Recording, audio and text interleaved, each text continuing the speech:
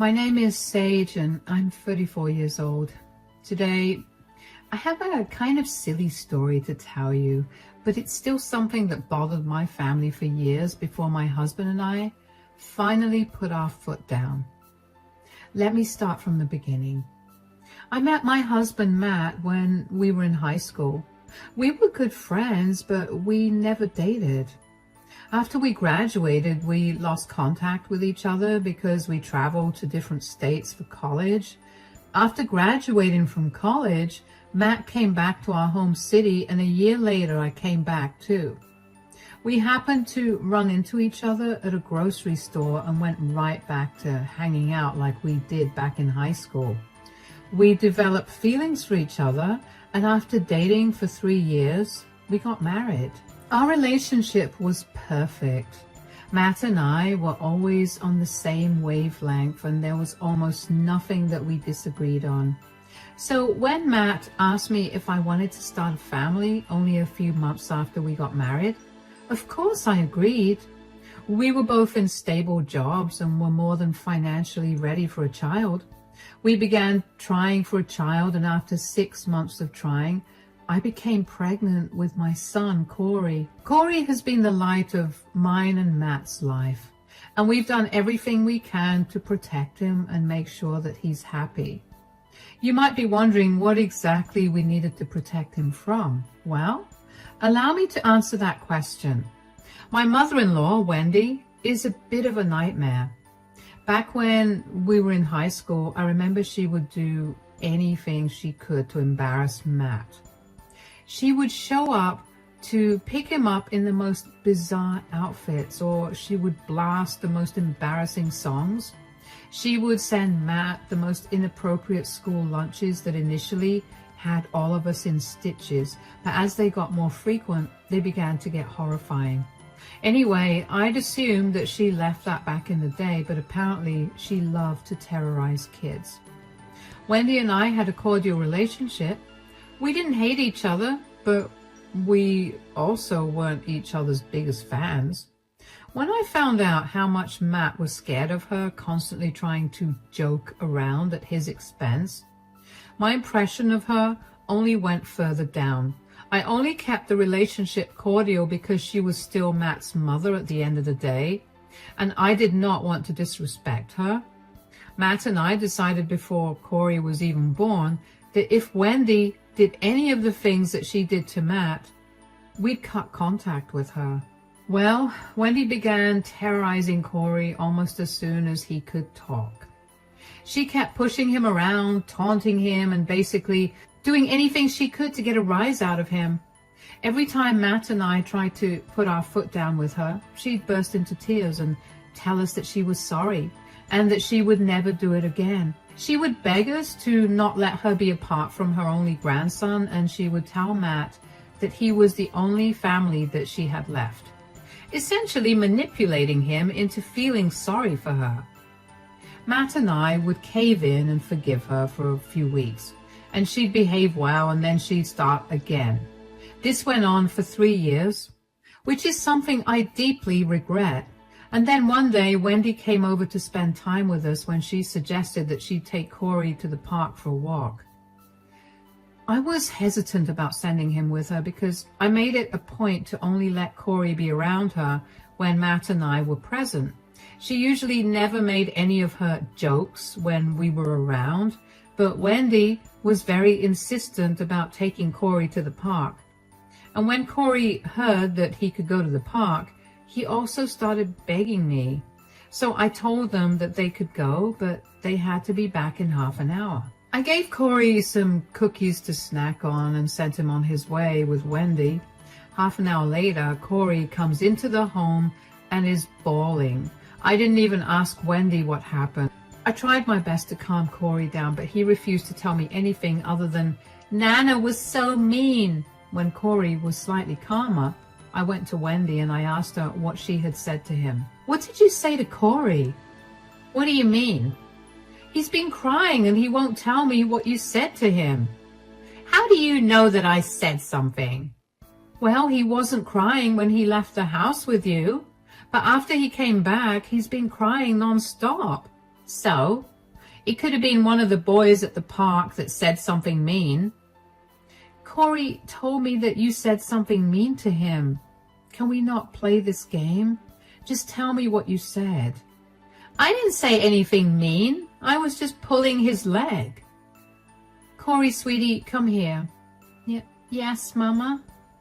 What did Nana tell you? Please tell me. I promise neither Nana nor I will yell at you, okay? Nana said that I was an ugly duckling and that I will remain ugly forever because I did not share my cookies with her. What? Wendy? Why would you say that? Are you seriously laughing right now? Corey, I promise you that what Nana said isn't true. I'll talk to you in 5 minutes. Until then, you can go play. Oh, come on, stop coddling him. It was just a bit of fun. Plus, it taught him the importance of sharing. Your fun hurt Corey. Nothing about that was funny. How could you say something so mean to him? You seriously don't think it's funny? There's nothing funny about destroying a child's self-esteem. You know what? I've had enough of your stupid jokes. There's no need to be so serious about it. It's all just fun and games. It's not fun and games for Corey. Every time I let you be around him without supervision, you find some way or another to make him cry. And then Matt and I have to spend hours consoling him and trying our best to make him forget about your mean words and actions. It's not my fault you guys are raising Corey to be weak and oversensitive. I'm just trying to toughen him up for the real world. You can do that through other ways as well. You don't have to bully him for him to learn about the real world. Bully? I'm not bullying him. I'm just joking around. Well, he does not like it, and neither does Matt or I. So from now onwards, I'm not letting you anywhere near my son. If you want to talk to him, you can call us and we'll let you speak to him. Are you cutting me off because of one joke? It was not a joke. You hurt Corey. Why aren't you the least bit apologetic? Because I know I did nothing wrong. You know what? Fine. I'll stay out of your lives. I don't want to be around such insensitive people. I was glad that Wendy left the house when she did, because if she didn't, I was sure that I was going to say some really mean things that she definitely would not have appreciated. When Mark got back home from work that day, I told him what Wendy had said, and he was so angry that he texted Wendy to tell her that I was serious about her not coming back until we said so. Wendy realized she messed up again and tried her best to get us to give in and forgive her, but we simply couldn't bring ourselves to do that. Instead of responding to Wendy, Matt and I did what we always did when Wendy upset Corey. We spent the next few days doing everything he liked so that he would feel loved and happy. After a few months, Matt and I decided to forgive Wendy, but we would not allow her to be around Corey at all. It was something that Corey was happy about too. I kept my distance from Wendy, but I let Matt treat her however he wanted because she was his mother. And that's how it was over the next 2 years. We barely spoke to Wendy, but we did make sure to check in on her whenever it was too long since we spoke to her. We spent holidays and birthdays with my family, and we made sure to wish Wendy well during those times too. Wendy tried her best to get back in contact with us, but we shut it down fast. The thing is, she was never genuine about her apologies. She was frustrated that we weren't giving in again, so she'd switched from apologizing to mocking us. It was infuriating to have a conversation with her, so I just made Matt deal with that. She was a lot easier on him, and I guess that was why she believed that she and Matt had grown closer. She would always call Matt, and while he mostly ignored her calls, he still picked them up from time to time. Anyway, one day while Matt was in the shower, Wendy called him. I ignored it, but she kept calling him. She never called more than twice in a row, so I figured something was wrong. I picked the phone up. Hello, Matt? Hi, Wendy. Matt's taking a shower right now. Is everything all right? Oh, yeah. I'll just call when Matt's free. I needed to ask him for a favor. No, it's okay. What is it? I just feel a lot more comfortable talking about this with Matt, so I think I'll just wait. He'll tell me anyway, especially if it will involve a decision that we need to make together. Well, my house had some water damage, so it's getting renovated right now, and I wanted to know if I could stay at your place for a while. Oh, how long do you need to be out of your house? About a month, but it could be longer depending on how fast the work gets done. They're still discovering places around the house that have water damage. Ah, I know that we don't exactly have the best history, but I would really appreciate it if you help me out. You know that I don't like you being around Corey. You always use him to play pranks, and not only is it embarrassing for us, but it's also very embarrassing for him. I know. I got it from the last time you yelled at me. I have nowhere else to go. I wanted to talk to Matt because he'd be more understanding about this. Even if Matt was more understanding, he'd still need to talk to me about this. Why are you such a prude? Gosh, it's like you can't even take a joke. I can take a joke when it's good. What you do is humiliating, not funny. Are you seriously going to hold that over my head forever? And are you not going to let me have proper shelter because of that? Why can't you stay at a motel instead? We can help you cover some of the expenses if you like. Why would I stay in a motel when my son lives in the same city as me and has a house with a spare bedroom in it? Can you just have Matt call me after he's done taking a shower? And talking to you about this was a mistake. What are you going to say to Matt that will change how I feel about you living with us? He's the man of the house. He'll definitely tell you to put your feelings aside so that he can help his mother. That's not happening, but I will talk to Matt about this, and I'll call you tomorrow and let you know what we've decided. I need to have your answer in 2 days. All right, I'll let you know. I'll be very honest with you. I did not want her in my home.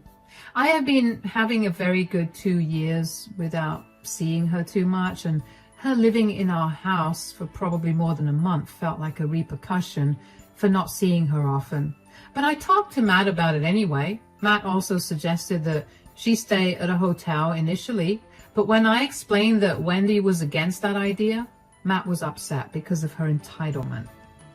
We discussed what to do for a while and eventually decided that we would let her stay with her. She was still a part of our family, and even though we did not enjoy her company at all, we didn't want to turn her away without giving her a chance. She had also been on her best behavior for the last 2 years, so we figured we'd give her a shot.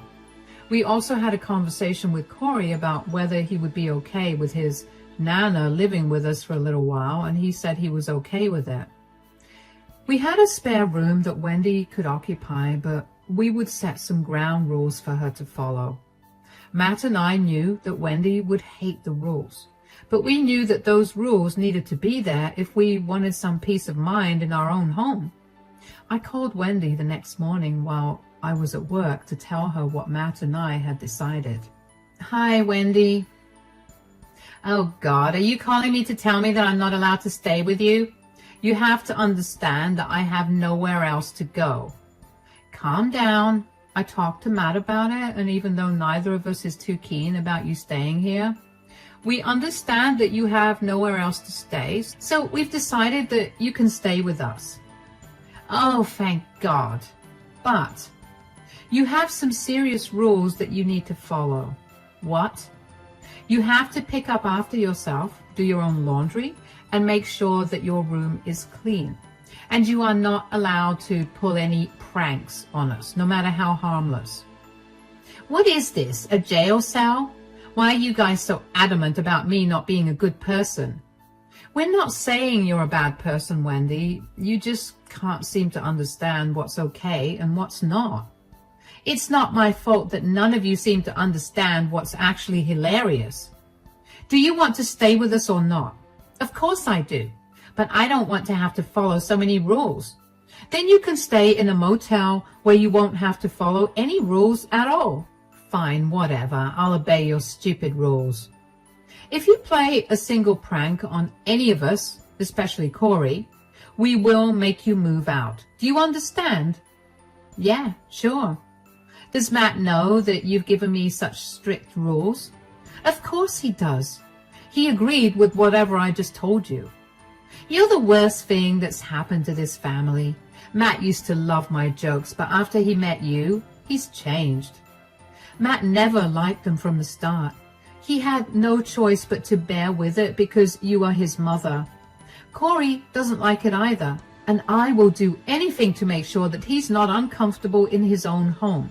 If that means kicking you out, then I will do it. You're ruining his life by sucking out all the joy from it. You'll regret it someday in the future, believe me.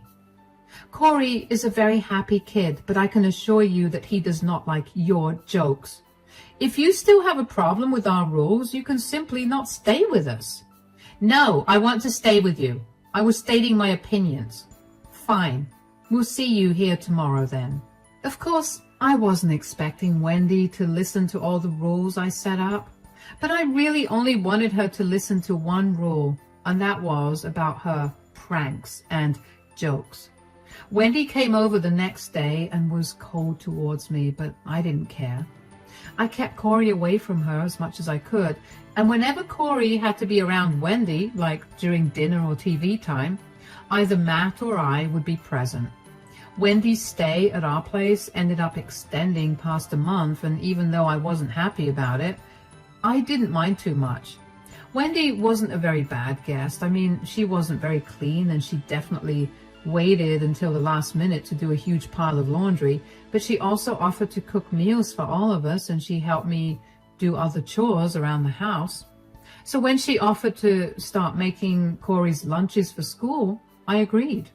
Of course, I made sure to stand and watch as she made Corey his lunches initially, but over almost 3 weeks with absolutely no incidents from her, I decided to just let her make Corey's lunches in peace.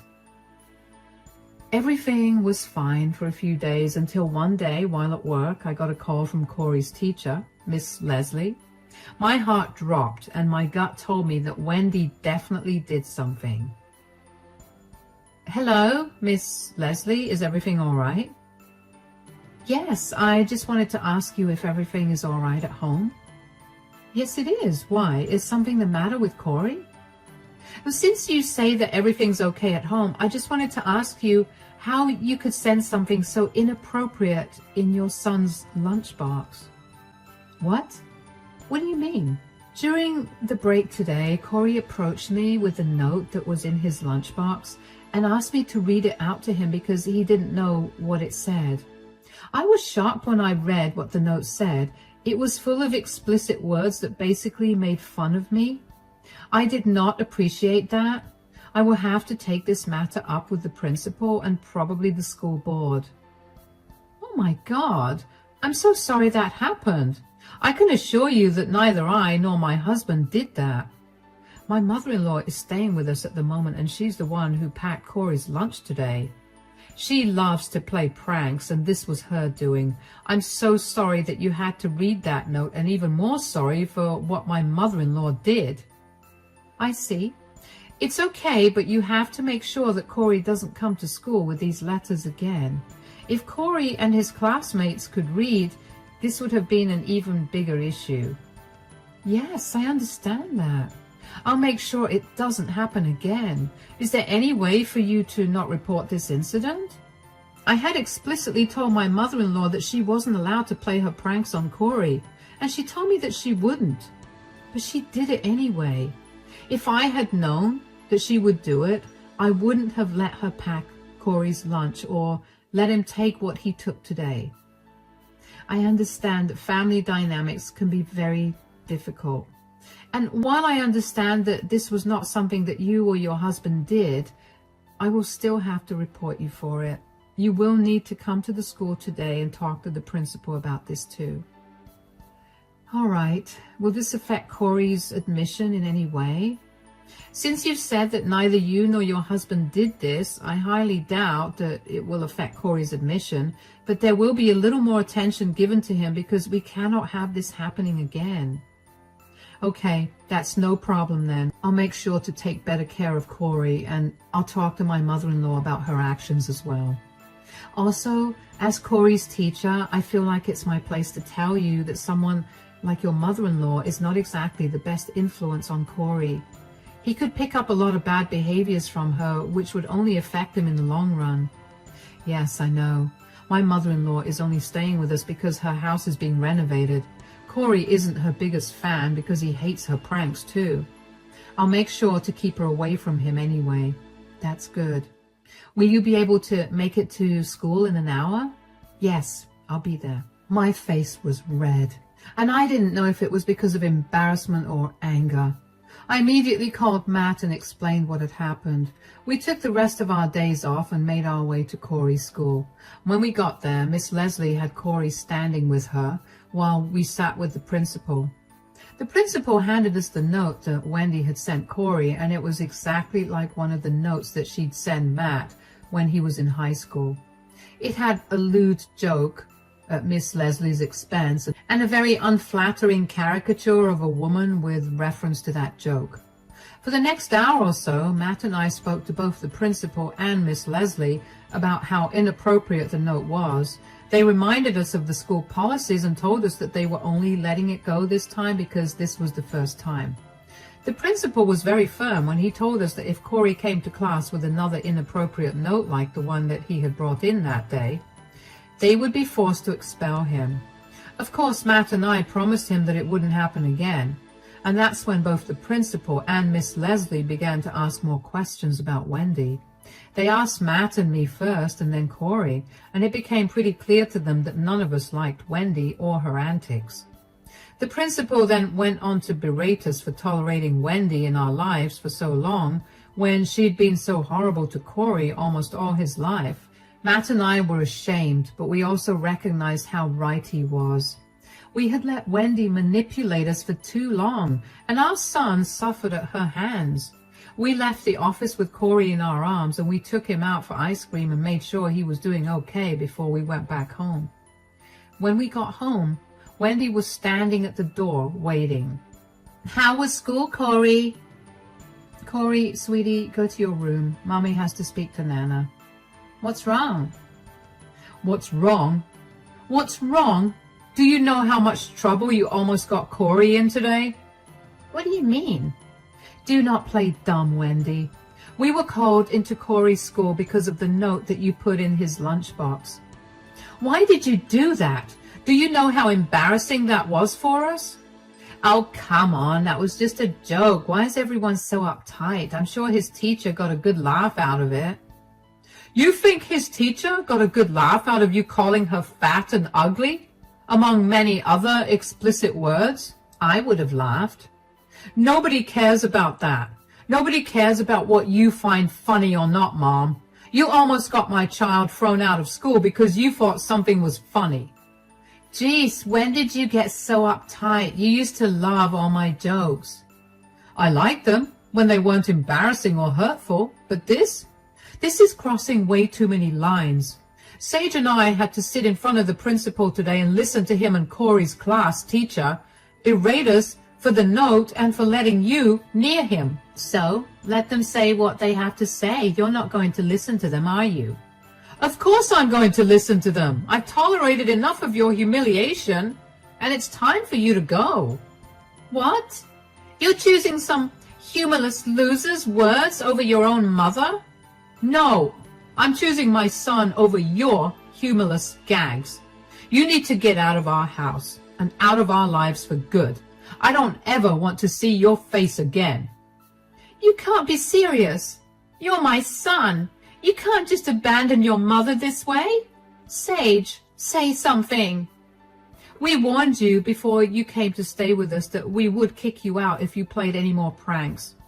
You agreed to not do it either, and now that you did, you need to face the consequences. Fine, you can kick me out of the house, but you can't kick me out of your lives for good. I promise I won't do this again.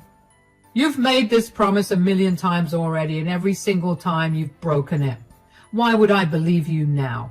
You've caused enough distress to my family, and now I won't allow any more. Pack your bags and leave. Son, please, you can't keep me away from my grandson and you. I love you so much. I'm your mother. You should have acted like my mother instead of some monster who loved to humiliate her grandson as a joke. Get your act together and leave us alone. Matt left us standing there and locked himself up in the bedroom. Wendy was a crying mess, and she kept asking me to get Matt to change his mind, but I was firm with my decision to not help her out. I was a little sad for her, but my anger towards her far outweighed any sympathy I felt towards her. We had given her so many warnings about her behavior and her jokes, but she never listened to them.